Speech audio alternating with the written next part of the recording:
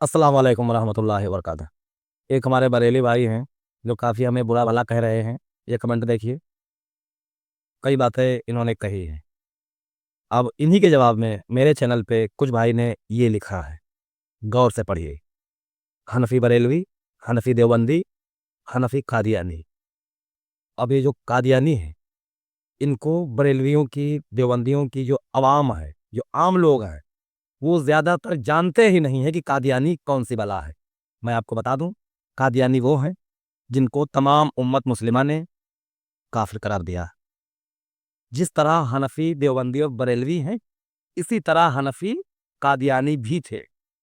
और जो कादियानियों का सबसे बड़ा इमाम है, जो सबसे गुमराह इंसान है, जिसके नाम पर कादियानी फिरका बना है, उसने खुद अपनी वीडियो में कहा है कि मैं इमाम अबू हनीफा की तकलीद करता हूं, मैं मसलक से हनफी हूं। अब आप बताइए कि आप कहां पर हो। और कई लोग ये लिखते हैं कि मेरे आला हजरत के बारे में कुछ नहीं कहना। तो भैया, जिस तरह आप कह रहे हो, उसी तरह कोई और भी कह रहा है कि मेरे अशरफ अली थानवी के बारे में कुछ मत कहना, मेरे इमाम इब्न तैमिया के बारे में कुछ मत कहना, मेरे फला पीर के बारे में कुछ मत कहना। तो भैया, तमाम आलिम हैं, तमाम पीर हैं, जिसकी जो मर्जी है उनको फॉलो करें। इसमें किसी को क्या दर्द है भाई? जिस तरह भारत में आप देख रहे हैं, कई राजनीतिक पार्टियां हैं, कई बड़े बड़े नेता हैं, कोई किसी को वोट देता है, कोई किसी को वोट देता है, कोई किसी को वोट देता है। कोई जबरदस्ती तो नहीं है कि नहीं भाई आप इनको नहीं, इनको ही देना है। बताइए भाई, ये तो सबको खुली छूट मिली हुई है कि जो जिसको पसंद आता है उसको वोट दे, उसको चुने। यही सिस्टम यहाँ है। आप अगर आला हजरत को पसंद करते हो, कोई नहीं पसंद करता है, कोई अशरफ अली थानवी को पसंद करता है, क्या आपका कोई जोर चलेगा उस पर? उसकी मर्जी। कोई इन बाद वाले इमामों को बहुत कुछ सर पे रखे हुए है। कोई ऐसे भी हैं जो कहते हैं कि मेरे मौला इमाम हुसैन अलैहिस्सलाम है, मेरी जान है, उनके साथ दिलेर है कौन? अब वो शुरुआत के इमाम हैं। बहुत से लोगों ने बाद के लोगों को इमाम बना दिया, पीर बना दिया, बुजुर्ग बना दिया, लोगों ने बनाया है। और इमाम हुसैन को अल्लाह ने बनाया है कि वो जन्नत के नौजवानों के सरदार हैं। ठीक भैया, आपके जो बुजुर्ग हैं, जिनको आप मानने का दावा करते हो, मनवाने की ताकत लगा रहे हो, ये कन्फर्म नहीं है। मेरा वोट अगर जाएगा, मौला हुसैन की तरफ जाएगा। माना कि मैं अब से 5-6 साल पहले बरेलवी था, अब भी मेरे घर में कई लोग बरेलवी हैं, मेरे आसपास बरेलवी हैं, मेरे खानदान में भी बरेलवी हैं, मेरा पूरा मोहल्ला बरेलवी है, लेकिन मैं बरेलवी नहीं हूं। भाई, किसी के ऊपर जबरदस्ती तो है नहीं। मेरी समझ में नहीं आ रहा। हनफियों के जो तरीके हैं कई चीजों में, तो मेरी समझ में नहीं आ रहे। मैं नहीं मानता। भाई, क्या मुझ पर कोई फतवा लगाओगे? और अगर आप मुझ पर लगाओगे फतवा, तो थोड़ा तहकीक कीजिए। आप पर पहले से किसी ने लगा चुके हैं, उन फतवों का क्या करोगे? कहोगे आलिम नहीं हो, तो मैंने देखा है बहुत से आलिम और मुफ्तियों पर पहले से फतवे लदे पड़े हैं, बहुत सारे फतवे लगे पड़े हैं। कोई बचा नहीं है इस भारत में जिसके ऊपर फतवा ना लगाया गया हो। मिसाल के तौर पे, किसी बरेलवी आलिम ने कभी भी कहा है कि हाँ, देवबंद के फला जो मुफ्ती साहब हैं या जो फला मौलाना साहब हैं, वो अच्छे हैं? किसी बरेलवी ने नहीं कहा। किसी देवबंदी ने भी नहीं कहा कि हाँ, बरेलवी के भैया फला मौलाना बहुत अच्छे हैं, उनका तरीका बहुत अच्छा है। ये कहने का मतलब ये है कि वो अपनी जमात को कमतर आकेगा, दूसरे को सही मानेगा। इसलिए ये मौलाना लोग सिर्फ अपने ही फिरके को सही कहते हैं, सामने वाले बड़े से बड़े मुफ्ती को, जो दूसरे फिरके का है, उसे गुमराह ही कहते हैं। अब सबको मालूम है कि तमाम मस्जिदें अल्लाह का घर है। ये क्लिप मैं उनको दिखा रहा हूं जो कह रहे हैं कि मैं कट्टर ये वाला हूं, मतलब कट्टर देवबंदी हूं या कट्टर बरेलवी। उनके लिए क्लिप है, तो गौर से देखिए।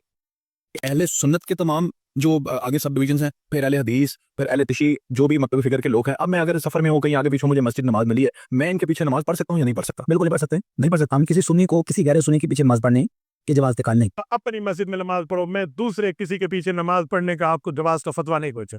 मेरी गर्दन में इतनी मजबूती नहीं है कि जहन्नम की पुल बन सकूं। रुक जाओ, रुक जाओ। نماز میں آپ نے کبھی بھی امت سے الگ نہیں ہونا. جس فرقے کی مرضی مسجد آ جائے آپ نے وہاں نماز پڑھ لینی ہے. نماز ایک بندے کا اللہ کے ساتھ تعلق ہے, اس کا اس سے کوئی لینا دینا نہیں ہے. اس سامنے امام کون کھڑا ہوا ہے. صحیح بخاری میں خود نبی علیہ السلام نے جب فرمایا, حضرت ابو ہریرہ کہتے ہیں, نے فرمایا کہ ان قریب ایسے امام آئیں گے جو تمہیں غلط نمازیں پڑھائیں گے.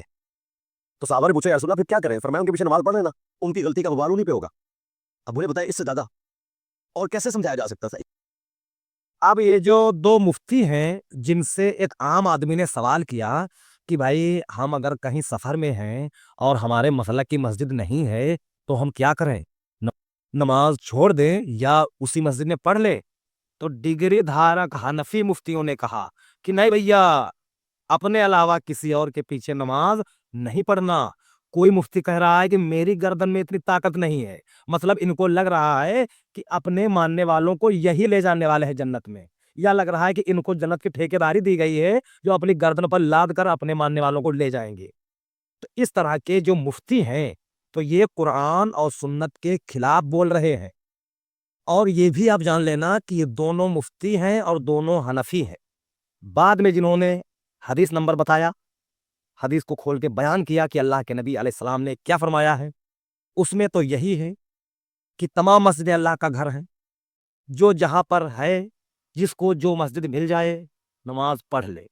اگر وہاں کی کمیٹی نے یا کسی زبردست امام نے زبردستی مسجد پہ قبضہ کیا ہوا ہے, یا امام نماز میں کوئی غلطی کر رہا ہے, اگر کوئی اس سے کہہ رہا ہے پھر بھی وہ مان نہیں رہا, اپنی اکڑ دکھا رہا ہے, غلطی بھی کرتا ہے, نماز بھی پڑھاتا ہے, تو ایسے امام کے پیچھے بھی آپ کی نماز ہو جائے گی.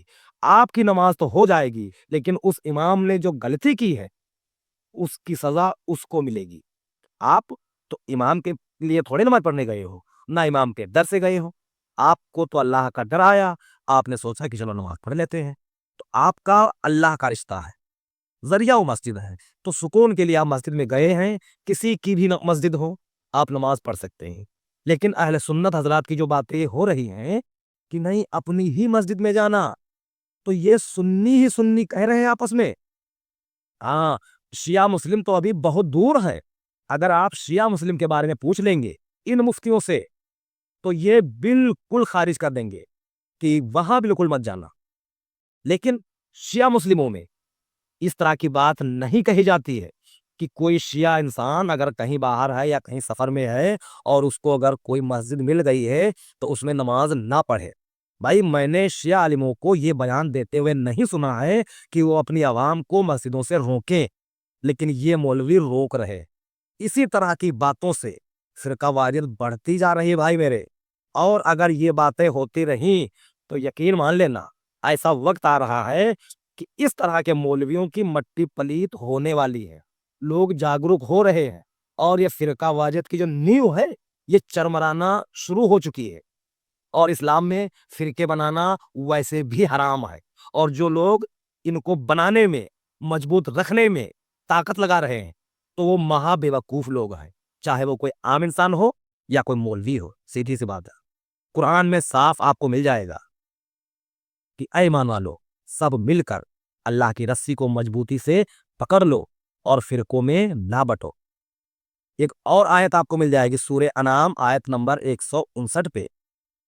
اللہ فرماتا ہے وہ لوگ جنہوں نے اپنے دین میں الگ الگ راہیں نکالی, الگ الگ گروہ میں بٹ گئے, ان لوگوں کا نبی علیہ السلام سے کوئی تعلق نہیں. یہ باتیں حنفی بریلوی, حنفی دیوبندی, مفتی ہوں یا مولانا ہوں یا مجدد ہوں, ان آیتوں پر کبھی بھی چرچا نہیں کی ہے. اور اگر کسی حنفی نے چرچا کی ہے تو کلپ ذرا ہمیں دکھانا یا کمنٹ میں بتانا کہ کس چینل پہ وہ باتیں پڑی ہوئی ہیں, میں دیکھنا چاہتا. مجھے ابھی تک دکھائی نہیں دی. تو اسی طرح کی باتوں سے عوام کنفیوز ہے کہ وہ کس عالم کی بات سنیں. وہ بھی مفتی ہیں, وہ بھی مفتی ہیں, اور ان دونوں کی بات ایک دوسرے سے بہت ٹکرا رہی ہے. عام آدمی ان کی بھی سنتا ہے, ان کی بھی سنتا ہے, بعد میں غور کرتا ہے کہ اب کیا کرے. بعد میں کوئی اس جا کر کہتا ہے اما چھوڑو یار ان چکروں کو, ان کو اپنے پڑے رہنا, چلو چلیں تم, چلو کھیلنے چلتے ہیں یا گیم کھیلتے ہیں. جو بھی ہے, جب آدمی کنفیوز ہو جاتا ہے تو اس کو عمل کرنے میں مزہ نہیں آتا, عمل کرنے میں دل نہیں لگتا ہے.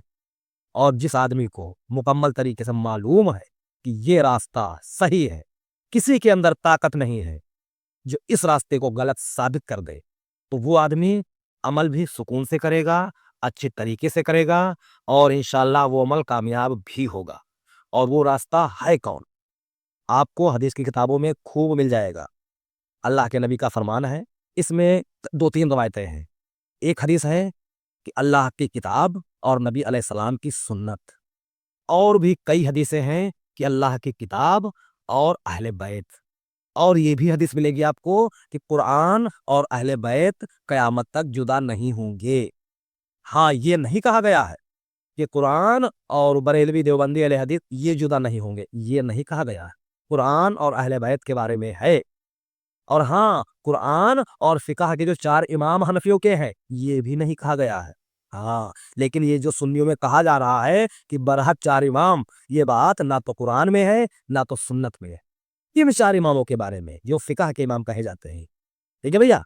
हाँ, अहले बैत के बारे में है कि कुरान और अहले बैत क़यामत तक जुदा नहीं होंगे। तो ये हकीकत है हमारे तमाम हनफी हज़रात की। अब चंद लोग शायद इन चीज़ों से अलग हुए हों, लेकिन ज़्यादातर लोगों का यही हाल है। मैं जहाँ पर रहता हूँ, मेरे आस-पास सैकड़ों लोग हैं।